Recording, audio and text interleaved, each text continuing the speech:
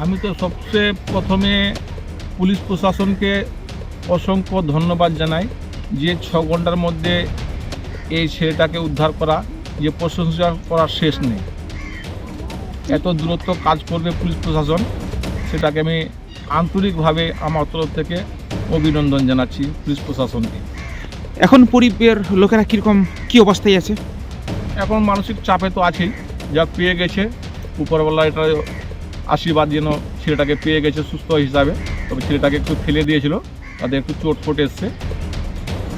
হরিশ্চন্দ্রপুরের সালালপুর থেকে শনিবার সকালে ব্যবসায়ীর বাড়ির সামনে থেকে অপহৃত হয়ে যাওয়া 7 বছরের শিশু কন্যাকে 6 ঘন্টার মধ্যে উত্তর দিনাজপুর জেলার করণদিঘি থানা এলাকা থেকে উদ্ধার করে খবরের শিরোনামে উঠে এসেছে হরিশ্চন্দ্রপুর থানার পুলিশ। গ্রেপ্তার করা হয়েছে 2 অপহরণকারীকেও। রাজনৈতিক নেতা থেকে শুরু করে জনসাধারণ পুলিশের প্রশংসায় পঞ্চমুখ করে তুলেছে। যারা এই কাণ্ড ঘটিয়েছে ওদেরকে আপনি কখনো দেখেছেন এই এলাকায় ঘুরতে কোনোদিন? হ্যাঁ, এর বাড়িতে যা আসছিল জমির রেকর্ড ফেকর্ড করতো, আর আমরা ওকে চিনি, না চিনা কিছু নয়, পার্শ্ববর্তী গ্রাম, তাকে তো ভালোভাবেই চিনি, নামও জানি, রাজু নামের ছেলেটা। আর রেকর্ড বেলারতে কাজ করে তিনি। আর কয়েকবারে দেখেছি আসতো, আমরা ভাটাইও আসতো, ফিটি নিলে পরে পার্শ্ববর্তী এরিয়া তো এমনি দাদা ভাইয়ের হিসাবে ছিল। আর খাস করে ওর বন্ধু, রাজুর বন্ধু হলো, যত কাজ রেকর্ডের টোটালটা উনারে কাছে করতো। এখন প্রশাসনের কাছে কি দাবি করছেন আপনারা? তাদের কি চাইছেন? যেন ওর পূর্ণ যে দুবার যেন এইভাবে ওর সাইজটা হয়, যেন ভবিষ্যতে যেন এই ঘটনা যদি আর না ঘটে, এটাই চাইব পুলিশ প্রশাসনের কাছে। আপনার নাম? আমার নাম হলো আসাদুজ্জামান, ডাক নাম হলো আব্দুল কালাম। আপনার পরিচয়? সালালপুর। কি আপনি? চায়ের দোকান থেকে শুরু করে সর্বত্রই পুলিশের এই মহৎ কাজকে স্যালুট জানিয়েছেন। পুলিশের মনোবল চাঙ্গা করতে রবিবার সন্ধ্যায় হরিশ্চন্দ্রপুর থানার পুলিশের প্রশংসায় পঞ্চমুখ। পুলিশের মনোবল চাঙ্গা করতেই পুলিশ প্রশাসনকে ফুলের তোড়া নতুন বছরের অগ্রিম ডায়েরি দিয়ে শুভেচ্ছা জানালেন মালদহ জেলা পরিষদের কৃষি সেচ সমবায় কর্মাধ্যক্ষ রবিউল ইসলাম। পাশাপাশি শিশুটির পরিবারের সঙ্গে সাক্ষাৎ করেন তিনি। অপরাধীদের কঠোর শাস্তির দাবি তুলেছেন শিশুর পরিবার থেকে শুরু করে এলাকার মানুষজন। পৃথিবীর 3 ভাগ জল 1 ভাগ স্থল, তাই পানীয় জলের অভাব নেই। কিন্তু বিশুদ্ধ পানীয় জল একটাই, বৃষ্টি একোয়া। প্রতি ফোঁটায় আনে তৃপ্তি, মেটায় তেষ্টা। বৃষ্টি একোয়া, বিশুদ্ধ পানীয় জল। চিনতাম আমি বেলে আমার ছেলে, শুনছি যে আমার ছেলের বেলে বন্ধু হলো ক্লাস ফ্রেন্ড। মানে কে দুজনের মধ্যে কে? রাজু, ওই যে বেলার অফিসে কাম করছে আর যে ডাক্তারি করছে, তো শুনেছি।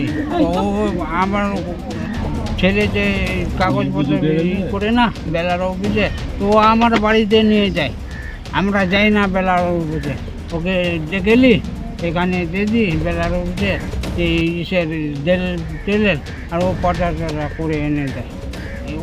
ওর সঙ্গে এটাই সম্পর্ক, আমি এইটুকু জানি। ওর বাড়িও দেখা আছে, কোনো দিন হয়তো কোনো কাজে মানে জেলের কি পটার তরকারি হয়েছে, আনতে গেছি ওর বাড়িতে, ওর বাড়িও দেখা আছে। আচ্ছা, এই ডাক্তার আমার ছেলে যেত কিছু ওষুধ দিত এরই কাছে নিত, আরও কাকু যদি বলতো তো যে ওষুধ দিবি তো এরই কাছে এলো। আচ্ছা, আমাকে সেই তো 2 দিন আগে নিয়ে গেল ওরই কাছে। আমাদের প্যারেস হয়ে গেছে, তো এর প্রেশার নাপতো, তো প্রেশার নাপতে গেছি, প্রেশার নাপলো 125 কী করতে দেখালো, বলে ঠিক আছে প্রেশার।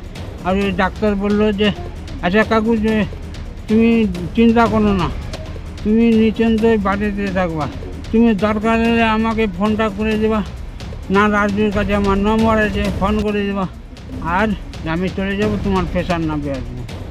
আর না হলে তুমি যদি ভালো হয়ে যাবে, আসতে পারবা, তো এখানে আসবা, প্রেশার নেবে দেবা, কোনো ওষুধের দরকার তো নিচ্ছে না। বলছি, এই কাণ্ড ঘটার আগে কি তারা আপনার বাড়িতে এসেছিল? কয়েকদিন আগে, 3-4 দিন আগে ছিল ওই রাজু, ওই বেলার যে কাজ করে আপনার বাড়িতে এসেছিল? এখানে আছে, এইখানে বসেছিলাম। কি কথা বলছিল তখন? না, ও এসে যাচ্ছিল, আমি তো এখানে, তো বললাম কোথায় রে রাজু, তো বলছে যে যাচ্ছে কাকা চাচা, ওদিকে একটু কাজ আছে তো বসবি না? তো বসলো এখানে, 2 জন ছিল, একজন আরও ছিল পাতলা করে, ওকে আমি চিনি না ওকে, তো 2 জন ছিল এখানে বসলো। তো বলছি যে যে আমাদের যা দিয়েছি তোকে রেকর্ড করতে রেকর্ড করেছিস, রেকর্ড করে নিয়েছি, গাছ আছে বাড়িতে। তো আমি চাই রে আর এখন নেবো না ওই রেকর্ডটা আর দলিলটা করে দিবা। একটা 2 কাঠা মাটির রেজিস্ট্রি আমার বাকি আছে লাইনে, ওই 2 কাঠা মাটির রেজিস্ট্রি করবো। আর তবে একসঙ্গে দিয়ে আমার বাড়িতে আসবার টাকা দিয়ে নিয়ে আমাকে ওটা দিবি, রেকর্ড ফেকর্ড দিলে আর টাকা নিয়ে চলে যাবো। এই কথা বলে যাচ্ছে চাচা ওই কাজ আছে এইদিকে, ও চলে গেল আর আমি রয়ে গেলাম। আর যে ফার্মাসিস্ট যাকে ডাক্তার বলছেন, কোনোদিন বাড়িতে এসেছিল আপনার বাড়িতে? এ যে আমি দেখিনি, আমি দেখিনি, কোনোদিন ও আসেনি। তবে চিনতেন? ওকে তো চিনছি না, ভালো মতো চিনছি, ডাক্তারখানায় যাচ্ছি, ওষুধ দিচ্ছি, তো চিনছি না, ভালো মতো চিনছি। তো গতকালকে আপনি কোথায় গেছিলেন? প্রথমে ওই গেছিলাম মুকুরিয়া, এই যে প্যারিস হয়ে গেছে না, আধার ভালো হয়েছে। তো আগে তো বলতে পারছিলাম না, বেড়াতে পারছিলাম না, এখন বলতেও পারছি আধা আর বেড়াতেও পারছি। তো মুকুরিয়া গেছিলাম সকালে, ওখানে ওষুধ নিয়ে তারপরে মারাডিঙ্গি ফসলপুর এসেছি। আর এসেছি আমার ছেলের কাছে ফোন গেছে, মেরে ছেলে কিনতাম ওই মেয়েটা, তারপরে ওই জায়গাতে মেরে কিনতাম। এই নিয়ে তো ব্যস্ত হয়ে আমরা ওই দিকে মেরে শক্তি দিকে নিয়ে গেছে, মেরে ওই দিক দিয়ে আমরা তুলসিটা হয়ে চেন্দিপুর চলে গেলাম। চেন্দিপুর আরও বেশ যে দিক দিয়ে আমাদের লোক আছে ওখানে পৌঁছে গেলো। তো ওখানে বলছি সবার কাছে কেউ বাইক থেকে এই মধ্যে হেলমেট লাগিয়ে নিয়ে গেলো। 2-4 জন পুজো অন্যান্য বলতে পারিনি। চলে গেলাম আমরা এই লক্ষণপুরে। আমি বললাম ছেলেকে যে দেখুন বেটা, তুমি এক কাজ হলো, চলো এই থানাতে কমপ্লেন না করা বন্ধু তোমার কাজ হবে না। তুমি থানাতে চলো, আগে থানাতে কমপ্লেন যা হবে দেখা যাবে। উপরওয়ালা মালিক আছে উপরওয়ালা, যা করবে দেখা যাবে। কিন্তু থানা হচ্ছে মেন, থানাকে একটু কমপ্লেন করো। ওখান থেকে এসে আমার ছেলে চলে গেল লোকজন নিয়ে থানাতে, তারপরে ওখানে কমপ্লেন করলো। তারপরে ও সারাদিন ওখানে এসে গেলো, রাত 1টার সময় মেয়েটাকে বাড়িতে রাখলো। যারা অপরাধ অত ক্ষতি করেছে আপনার প্রতি কিছু জখম হয়েছে? ক্ষতি হয়েছে, গাড়ি থেকে ফেঁকে দিয়েছে, এই যে ক্ষতিটা মানে গাড়ি থেকে সরে ফেলে দিয়েছিল? আমাদের যখন পুলিশ চারোদিক থেকে বেলে ঘেরে নিলে, সেখানে আগের দিক দিয়ে আর পছন্দ দিক দিয়ে ওই বাঘ থেকে ফেলে দিয়ে একটা মন্দিরে বেড়ে রাস্তা ছিল, ওই মন্দিরে ঢুকে এলো। ওরা মনে করলো যে ওই মন্দিরে ওই দিকে রাস্তা আছে, চলে যাবো ওই দিকে।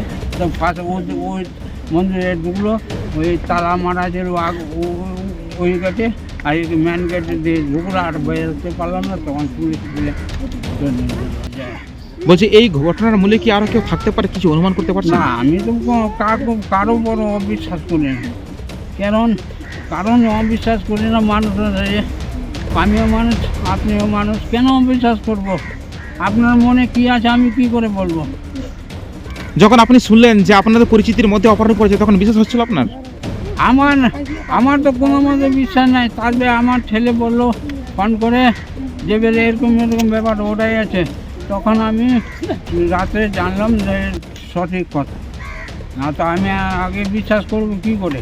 ওটা তো আমার বাড়িতে রাজু এসে খেয়েছে, ওর বাড়িতে আমি চা খেয়েছি, কোনো কাজে গেছি জেলে পাতে আনতে। তো ওকে বিশ্বাস করে কেরকম? এখনো পর্যন্ত কি আপনার প্রতি কি ভয়ে আতঙ্কে আছে? হ্যাঁ, আচ্ছা, ভয়ে আছে এখন কথা বলছে।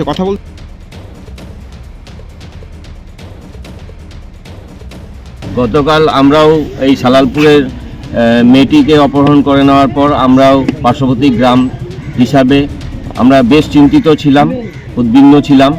কিন্তু তার মাঝে এত অল্প সময়ের মধ্যে, বলা যায় 5 ঘন্টার মধ্যে, আমাদের মালদা জেলা পুলিশ, চাঁচল মহকুমা পুলিশ এবং হরিশ্চন্দ্রপুর থানার আইসি সাহেবের নির্দেশে আমাদের জাকির বাবু যে তৎপরতার সাথে কাজ করেছেন, আজকে করণদিঘি থানাও সহযোগিতা করেছে।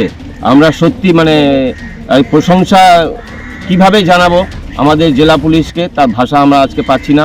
আমরা খুব আজকে আনন্দিত, আমাদের সালালপুর গ্রামের সবাই আজকে আনন্দিত। এই পরিবারটির কি অবস্থা ছিল, যারা দেখেছেন তারা বুঝছেন, তাদের উপর কি বিতেছে গতকাল তারা জানতেন।